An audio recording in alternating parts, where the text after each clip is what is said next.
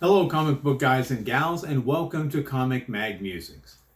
I am your host, Bill Miller.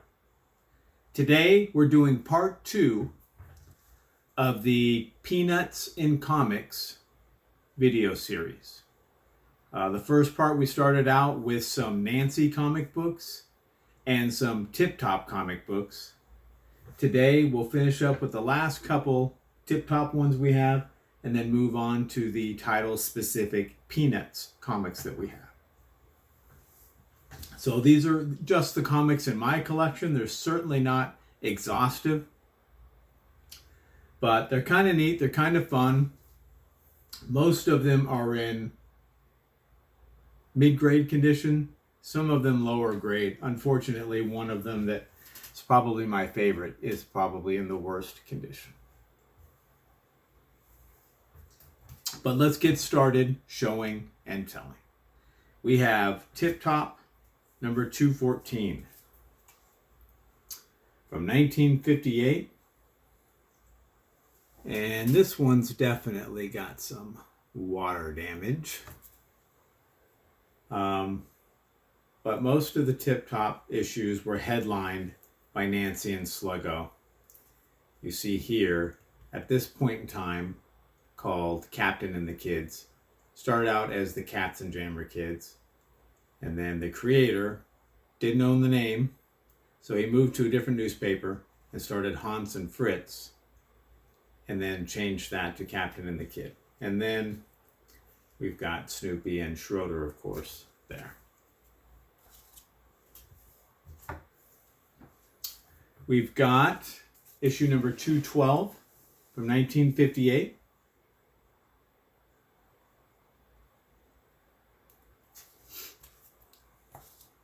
And the first appearance of Peanuts in comic books was Tip Top 173 from 1952. Second appearance was Tip Topper, a companion title, number 16, like a month later. And this is the last of the Tip Top that we have, number 211.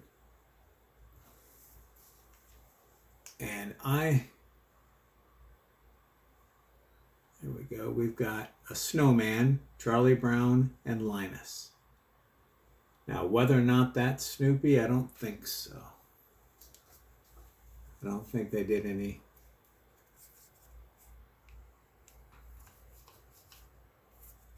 crossovers with other strips, even in cover art. So those are the Tip Tops that we have. Now we have some Peanuts in their own title. So we have the Gold Key. This one is Peanuts number, I don't know, I didn't remember this guy. But at any rate, it's from 1964.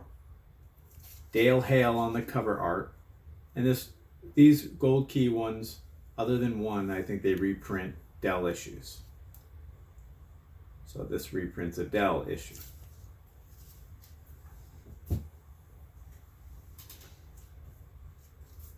This is the only other Gold Key that I have. This one does not reprint a Dell issue. This is from 1963. This reprints a 4-color issue, number 878. And the cover art is by Dale Hale. So this is a pretty famous Peanuts comic book cover. This one unfortunately has a big hole on the back, on the back cover, like someone cut a circle out of it. Don't know why they did that. It's a shame, but still like having it.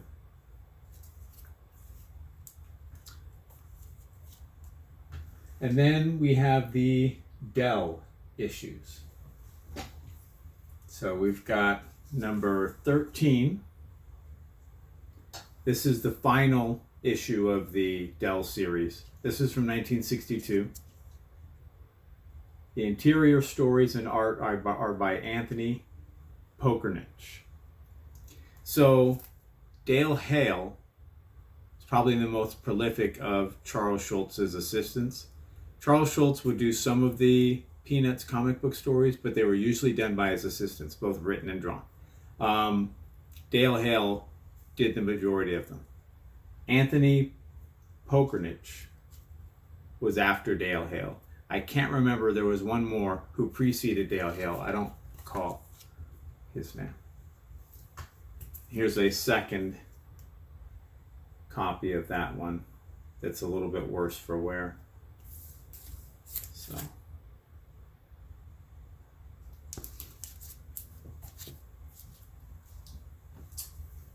we have issue number 10, 1961. Cover art by Charles Schulz. And he did all of the cover art for the Dell Peanuts issues.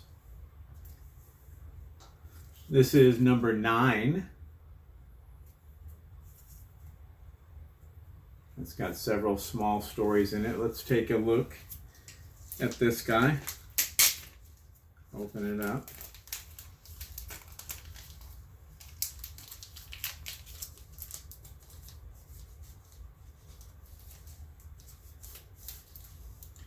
Probably hasn't been out of this in 20 years.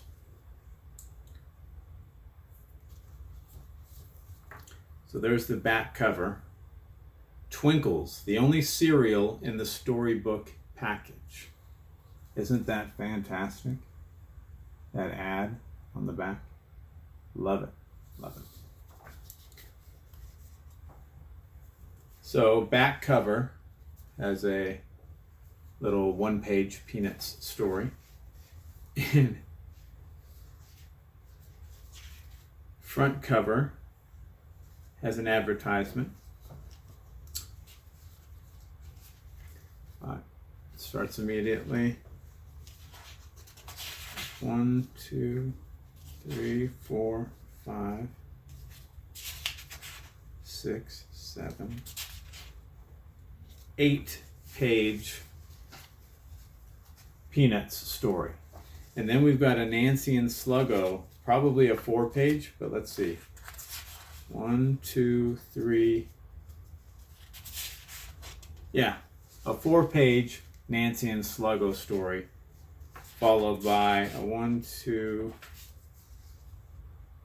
there, followed by 1, 2-page Peanuts, and a 1, 2, 3, 4, 5, 6-page Peanuts, and then a text story after that last Peanuts one, and then a 1, 2, 3, 4, 5, 6, another 8-page Peanut story. So very similar to the Nancy and the Tip Top books in that it just kind of reverses it. Instead of 2 8-page Nancy and Sluggo stories and 1 4-page Peanut story, it has 2 8-page Peanut stories and 1 4-page Nancy and Sluggo. So we've got number 6 from 1960. Again, cover art by Charles Schulz. And a second one.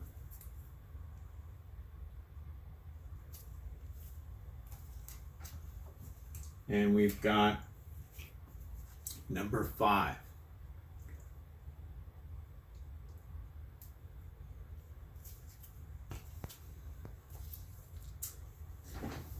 This is the only graded copy I have, and it's that one I just showed you. Peanuts number 5. It says Dell Publishing, May to July of 1960, off-white pages, Charles Schulz cover. And this is a CGC 9.0. So I got this a long time ago, but very cool on the back. Unfortunately, they can be kind of pricey, and people that collect Peanuts memorabilia and paraphernalia can have deep pockets. And if they want it, they want it. And so I just determined pretty early on that I probably wasn't going to be collecting a lot of graded stuff. The last one I have is certainly my favorite, but unfortunately this guy is so beat up, and it was when I got it over 20 years ago, that it just can't be saved, and if it could, it probably wouldn't make financial sense. Although in good condition, this one goes for a lot. It's in really, really bad condition. A 0.5 would be generous. But it's from 1954, and this is the first Peanuts comic book cover appearance. So first appearance in a comic book, in the interior, is Tip Top 173. This is the first cover appearance, and how fantastic is that, right? Look at Snoopy. Look at Charlie Brown, he has a red shirt on. Just awesome. And this one, you don't see this one come up too much. And when you do, it definitely, there's some pride involved. People are proud of them and they want a little bit for them. So completely detached front and back covers. The book is complete. It's been a while since I looked into it, just because it's so brittle that each time it's handled, pieces will fall off. Such a shame, but it is what it is. Love that image though. Just so fantastic. And that will do it. That completes our two-part series on the Peanuts appearances in comic books. I hope you enjoyed it, and if you did, I would encourage you to subscribe and ring that notification bell. That way you'll be alerted as soon as I drop new videos. Thumbs up and comments are always appreciated. And remember, we're taking over the world one comic book at a time.